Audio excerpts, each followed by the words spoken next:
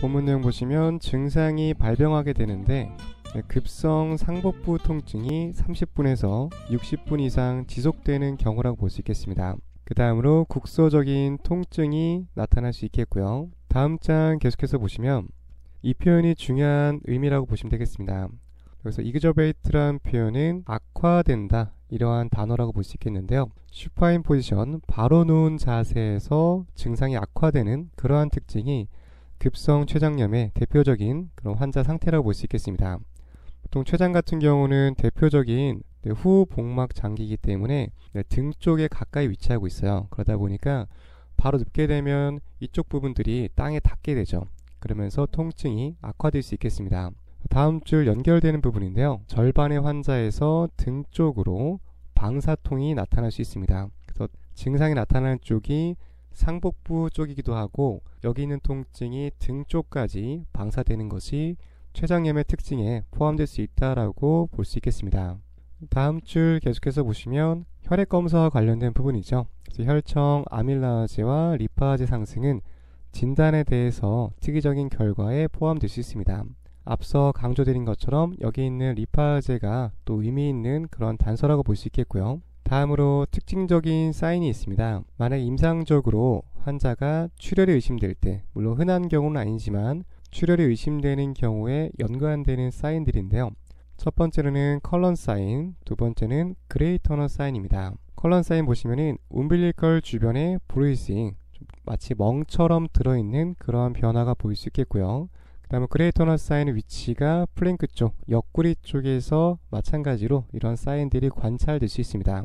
흔하지는 않지만 위의 증상들이 동반되면서 이러한 사인들이 같이 있다면 이건 내부적인 출혈을 같이 의심해 볼 수 있는 그러한 사인이라고 볼 수 있겠고요. 연관된 영상 보도록 하겠습니다. 영상을 보시면 이쪽에 있는 부분들이 컬런 사인으로 볼 수 있겠고 페리 움빌리컬 주변에 이런 식으로 어둡게 보여지고 있어요. 이런 것들 참고적으로 보시면 되겠고요. 두 번째 터너 사인 같은 경우는 보시는 것처럼 이쪽 주변에서 옆구리 쪽에서 관찰이 되고 있고요. 마찬가지로 두 가지 구분해서 봐두시면 되겠습니다.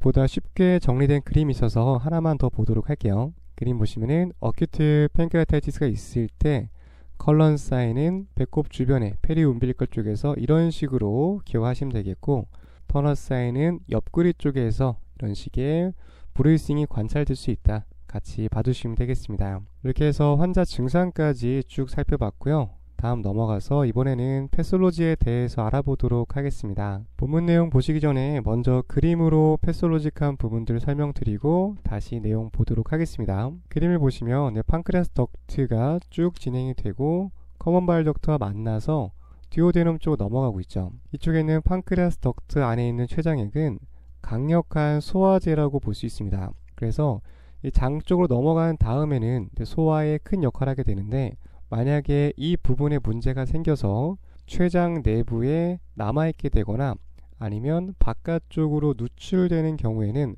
췌장 자체에 영향을 줄 수가 있게 돼요. 그래서 강력한 소화제이기 때문에 실질에 손상을 준다든지 염증을 유발하는 그러한 상태가 나타날 수 있습니다. 다시 한번 정리해보면 적절하게 췌간을 따라서 바깥으로 나가주면 관계가 없는데, 이런 것들에 문제가 생겨서 외부로 유출되거나 고여지게 되면은 강력한 소화제의 역할 때문에 췌장 자체를 자가소화시키는, 또 손상시키는 그런 부분들이 급성 췌장염의 가장 특징적인 패솔로직한 상태라고 보시면 되겠습니다. 네, 이 내용을 바탕으로 해서 본문 내용 보도록 하겠습니다. 그래서 같은 맥락인데요. 췌장 내에서 이런 췌장 효소가 활성화되는 것들, 방금 설명드린 것처럼 여러가지 흐름에 장애가 생겨서 내부에 고여 있거나 활성화되는 경우는 장 쪽에 있을 때보다 췌장 내부에 있을 때 더욱더 활성화되고 염증을 유발할 수 있다, 이렇게 설명을 하고 있습니다. 그래서 그 다음 과정인데요. 작은 판크레아틱 덕트가 좀 파열되면서 내부에 있는 성분들이 바깥쪽으로 누출되게 되는 것이죠. 이런 것들은 실질 조직에 보통 자가소화라고 해서 영향을 미치는 그러한 상태가 될 수 있습니다. 그 다음에 이 부분도 중요한 포인트인데요. 췌장 같은 경우는 둘러싸고 있는 캡슐 조직이 없습니다. 그러다 보니까 내부의 췌장액들이 주변 조직에 더욱더 많은 영향을 끼칠 수가 있게 된다고 볼 수 있겠습니다. 췌장을 보시면은 둘러싸고 있는 어떤 캡슐 구조물이 따로 없죠. 그렇기 때문에 안에 있는 것들이 바깥으로 나오면은 바로 다이렉트로 직접적인 영향을 끼칠 수 있기 때문에 이러한 부분들이 다른 장기와 차이점이라고 볼 수 있겠고요. 다음 줄 계속 연결되는 부분입니다. 판크레아틱 엔자임, 효소 같은 경우는 주변에 있는 조직들, 페셜 레이어라든지 이런 것들을 자가수화시키면서 염증성 부분들이 계속해서 주변 해부학적 구조물에 영향을 끼칠 수가 있다. 이렇게 정리해 볼 수 있겠습니다. 결과적으로 제가 그림 보면 설명드렸던 내용과 같은 맥락이에요. 췌장 내에서 장 쪽으로 흘러가면 관계가 없는데 바깥쪽으로 누출되게 되면은 주변 조직의 자가수화 일으키면서 손상과 염증을 유발하게 되고, 게다가 둘러싸고 있는 캡슐까지 없기 때문에 더욱더 직접적으로 영향을 끼칠 수가 있다. 이렇게 정리를 해보시면 되겠습니다. 넘어가서 다음 내용, 합병증과 관련된 부분들 볼 텐데요. 이전에 우선 정상적인 영상과 그 급성 췌장염의 초음파 영상 간략하게 보도록 하겠습니다.